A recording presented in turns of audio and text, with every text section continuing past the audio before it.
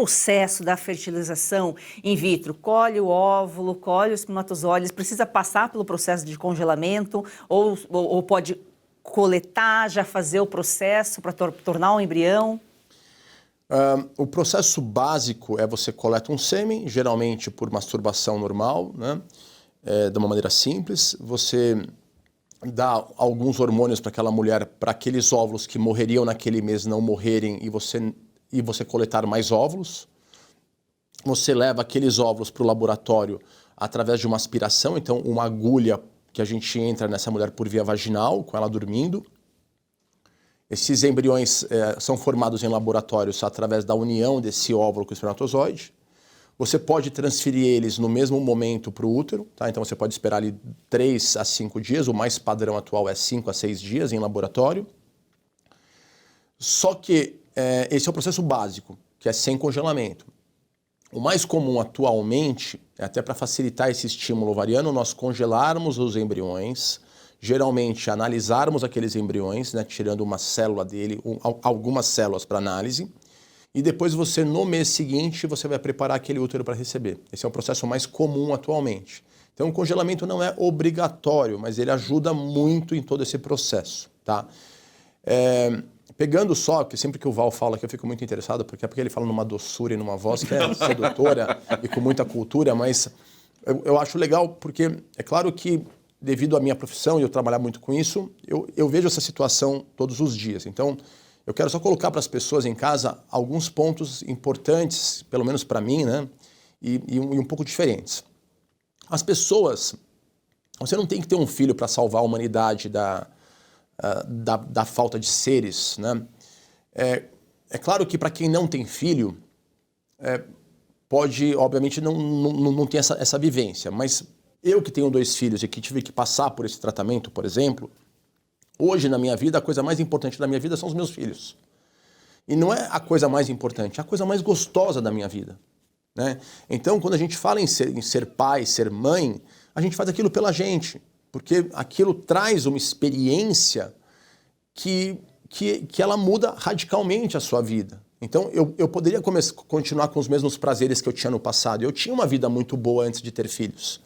Mas é um outro tipo de vida e é uma vida muito realizadora, pelo menos para mim, tá? E o mais importante, você de casa, que com certeza conhece alguém que não tem filhos, você não precisa decidir ter filhos para congelar óvulos, por exemplo. Você precisa só saber que a sua cabeça pode mudar, assim como a minha mudou. Então você pode congelar óvulos para deixar essa porta aberta para o seu futuro. E quando o Val inteligentemente fala sobre o karma, a gente vê muitas mulheres passando por esse karma, porque não tiveram essa informação. Então, quando a gente fala em congelar óvulos, é congelar uma opção para o seu futuro. E uma opção que nós temos que humildemente entender que tem pessoas, e são várias, né, que têm filhos e falam, poxa, foi a melhor coisa da minha vida, né? Então, você tem que só fazer uma decisão de, olha, eu vou deixar essa porta aberta. Eu posso não entrar se eu quiser, mas é uma porta aberta. Independente de eu ser budista, católico, congelar óvulos é só congelar células do seu corpo que morreriam naquele ciclo. Apenas isso. Você não tem nenhum tipo de perda futura, a tua menopausa vai ser na mesma idade. Você vai sim gastar um dinheiro para isso, tá? Ainda não é barato, mas você vai ter essa porta futura. E mais importante, eu sou um defensor das mulheres, então congelar óvulos é a maior ferramenta de empoderamento feminino que existe.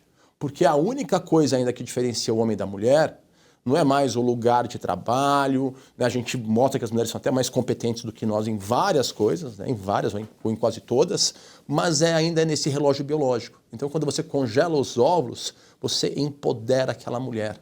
Ela não fica mais tendo que correr, tenho que achar um marido, tenho que achar um pai para os meus filhos. Ela pode realmente escolher quem ela quiser. Agora, doutor, na fertilização, esse embrião que foi formado, ele é colocado no útero para o desenvolvimento e para a gestação nos 9 meses. Ele tem mais probabilidade de dar certo porque ocorre aquele risco de ter mulheres que não conseguem manter a gravidez, não conseguem segurar? Vamos para dados, tá? Então, assim, vamos pegar aquela mulher que passou dos seus 40 anos, por exemplo, tá? Uma mulher com 40 anos, ela tem uma chance de síndrome de Down de 1 para 96. Quando eu analiso aquele embrião antes, essa chance ela se reduz drasticamente, tá? Aí teria que ser um erro do exame, que é muito raro, tá? Quando uma mulher engravida após os 40 anos, a taxa de abortamento, que é uma perda espontânea da gravidez no início da gravidez, é de 34%. Quando eu analiso aquele embrião e descarto os embriões com alteração, eu abaixo aquela taxa de abortamento para menos de 5%. Então, de 34% de abortamento para menos de 5%. Então, é claro que a reprodução humana, a fertilização in vitro, conseguem te dar mais segurança naquela gravidez. Tá? Mas é claro que nós temos que entender que é todo um processo, que tem o seu custo, que também não é garantido. E é claro que quando nós congelamos óvulos, temos óvulos de boa qualidade, nós também facilitamos todo esse processo.